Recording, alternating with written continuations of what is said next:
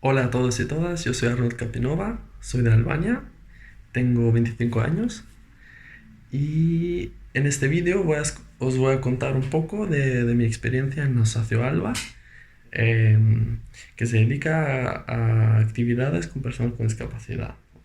Ofrece muchos servicios y donde hay personas con discapacidad que están empleados ahí, pero que también hacen actividades diarias.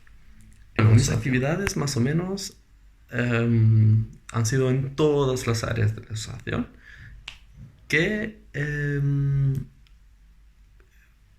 y que me han aportado mucho, o sea, que decir que he aportado mucho de esta experiencia es poco.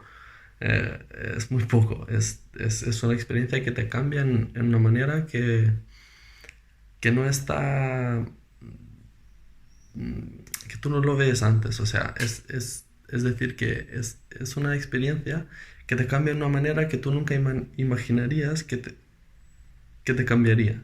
O sea, he podido eh, aprender muchas cosas prácticas también. Por ejemplo, yo no había hecho nunca trabajo en carpintería y en la Socio Alba he hecho trabajo en carpintería con los chicos y con los monitores. Si tuviera si me dirían de volver a hacer otra vez la experiencia, lo haría. A 35 años también creo. Un abrazo a todos y os quiero mucho a todos de la Asociación Alba. Un saludo a todos y a todas.